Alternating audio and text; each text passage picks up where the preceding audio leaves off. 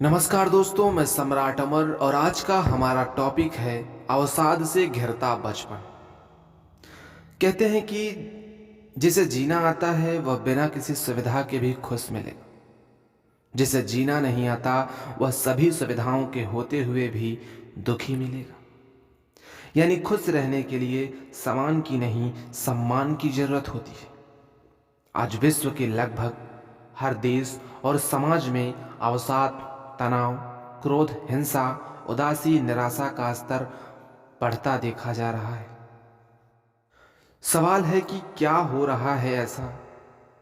यह सच है कि सुख, दुख, आशा, निराशा, हंसी, क्रोध जैसे भाव एक दूसरे के पूरक हैं। जीवन में दोनों विपरीत भाव साथ साथ चलते हैं और हर किसी को इनका सामना कभी न कभी करना पड़ता है। लेकिन जो विपरीत स्थिति में भी संतुलित व्यवहार करे, धैर्य से सामना करे, उसे मानसिक रूप से स्वस्थ व्यक्ति माना जा सकता है। विश्व स्वास्थ्य संगठन के अनुसार मानसिक स्वास्थ्य एक ऐसी स्थिति है जिसमें किसी व्यक्ति को अपनी क्षमताओं का एहसास रहता है, वह जीवन के सामान्य तनावों का सामना कर सकता है, लाभकारी और उपयोगी रूप से काम कर सकता है और अपने समाज के प्रति योगदान करने में सक्षम होता है। हाल ही में बच्चों, किशोरों पर किए गए एक सर्वेक्षण में सामने आया कि सभी विद्यार्थी मानसिक रूप से स्वस्थ होने का अर्थ जानते हैं और इसके लक्षण भी, लेकिन इसके बावजूद पिछले कुछ समय से अनेक युवा मानसिक रूप से अस्थिर बने हुए हैं। परीक्षाओं का समय पर न होना, अनिश्चितता की स्थिति, अगली कक्षा में प्रोन्नत होने के बाद भी कक्षाओं का नियमित रूप से न लग पाना आदि ऐसे अनेक कारण हैं जिनकी वजह से वे अपने भविष्य को लेकर असुरक्षित अनुभव करते हैं। पहले से ही बेरोजगारी का आंकड़ा काफी व्यापक है। अगर यही हाल रहा तो उन्हें डर है कि उनका जीवन अंधकारमय होगा। इसी डर से वे मानसिक रूप से अस्वस्थ हो रहे हैं और अनेक मानसिक विकारों जैसे क्रोध, निराशा, कुंठा, अवसाद, आक्रामकता, हिंसा जैसे लक्षणों से घिरे दिखाई दे रहे हैं। जब उन्हें कोई रास्ता सुझाई नहीं देता तो आत्महत्या जैसे कठोर कदम उठाने से भी नहीं हिचकते। यह भी एक तथ्य है कि आज के दौर में भी लोग मनोचिकित्सक के पास जाने में झिझक महसूस करते हैं।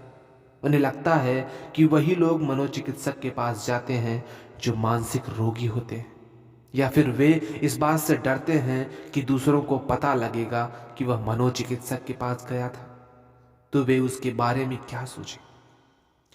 भारत जैसे देश में शायद पहले के समाज में मनोचिकित्सक की इतनी आवश्यकता नहीं होती थी, क्योंकि संयुक्त परिवार हुआ करते थे।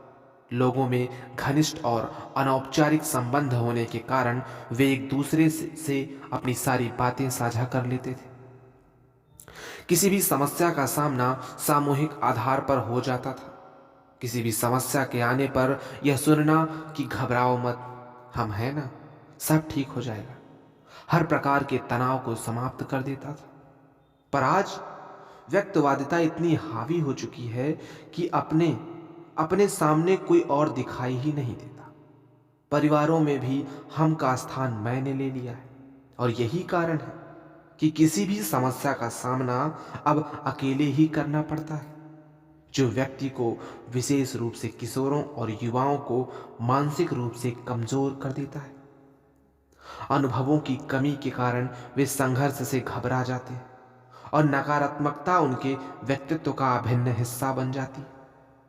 आज के समय में अनेक सामाजिक और आर्थिक समस्याओं के साथ यह भी एक गंभीर चुनौती है, जिसका सामना करने के लिए न केवल चिंतन बल्कि समय रहते तीव्र और उचित समाधान करने की जरूरत है। WHO की माने तो वैसे ही सामान्य अवस्था में हर पांचवा भारतीय किसी न किसी मानसिक समस्या से जूझ रहा होता है। ऐसे में कोरोना के कारण हर उम्र और वर्ग के लोगों में विभिन्न मानसिक समस्याओं ने दोगुना प्रभाव डाला है।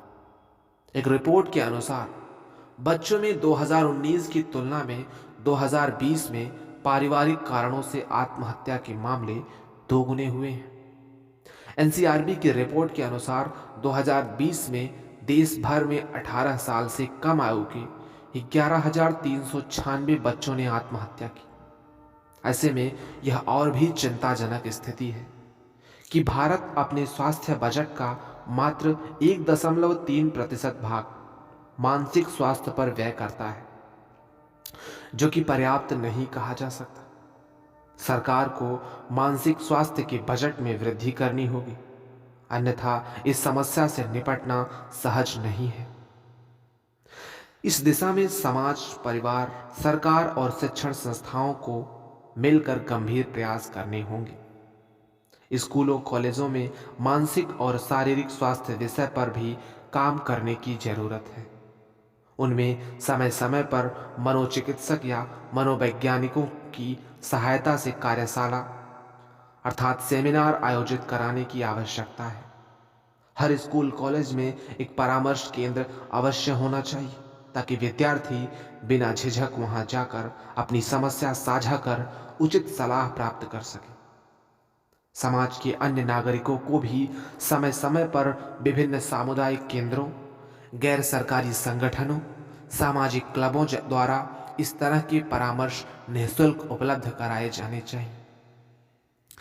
जिस तरह विभिन्न शारीरिक बीमारियों के प्रति जागरूकता और उपचार के लिए समय समय पर शिविर लगाए जाते हैं, उसी तरह मानसिक स्वास्थ्य के प्रति जागरूकता लाने और मानसिक विकारों के उपचार समाधान पर भी चर्चा हेतु सार्वजनिक शिविर लगाए जाने चाहिए। जागरूकता की कमी की वजह से आज भी समाज के अधिकांश हिस्सों में लोग मानसिक विकारों को ऊपरी हवा या किसी बुरी आत्मा का साया या जादू टोना मानकर इसका इलाज ढूंढते हैं और सारी जिंदगी इस समस्या से बाहर नहीं आ पाते। देखा जाए तो मानसिक और शारीरिक स्वास्थ्य दोनों एक दूसरे के कारण और परिणाम हैं, क्योंकि स्वस्थ शरीर में ही स्वस्थ मस्तिष्क निवास करता है, या फिर स्वस्थ मन वाले व्यक्ति का स्वास्थ्य अच्छा होता है, क्योंकि खुशी की शुरुआत सकारात्मक सोच से होती है। नकारात्मक दृष्टिकोण केवल निराशा और दुख का कारण होता है। अनेक चिकित्सा अनुसंधान भी यह सिद्ध कर चुके हैं कि अधिकांश शारीरिक बीमारियां भी मानसिक कारणों से ही होती हैं। यानी मानसिक शांति उत्तम स्वास्थ्य की पहली शर्त है। आज के समय में हम लोगों से बातचीत करने से बचते हैं और ज़्यादातर समय ऑनलाइन व्यस्त रहते हैं या फिर संदेशों द्वारा बातचीत करते हैं। दोनों ही स्थितियों में भावनात्मक लगाव की कमी होती है, जिसके कारण वे अपने मन का बोझ या परेशानी साझा नहीं कर पाते, केवल औपचारिकता निभाते हैं। आज लोग खुलकर हंसना भी भूल गए हैं, जिसके कारण भी शरीर अनेक रोगों और तनाव से घिरा रहता है। इसीलिए डॉक्टर सलाह देते हैं कि सुबह सुबह पार्क में जाकर लाफिंग क्लब में शामिल होइए, ताकि शरीर का हर अंग सही ढंग से सांस ले सके और शारीरिक और मानसिक तनाव दूर हो सके। कहते हैं कि हंसी न केवल एक बेहतरीन दवा है, बल्कि एक अच्छा व्यायाम भी है। हंसना, सकारात्मक सोच रखना, सुबह घूमना, योग और व्यायाम करना, संतुलित भोजन करना, परिवार, मित्रों और सहकर्मियों के साथ बातचीत करना, समस्याओं को साझा करना और अपने शौक के लिए समय निकालना आदि मानसिक स्वास्थ्य के लिए बहुत आवश्यक है। किसी ने कहा भी है कि जब कुछ सेकंड की मुस्कान से फोटो अच्छी आ सकती है, तो हमेशा मुस्कुराने से जिंदगी कितनी खूबसूरत हो सकती है। इसीलिए खुश रहना, मुस्कुराना और सकारात्मक सोचना ही जिंदा दिली है। धन्यवाद।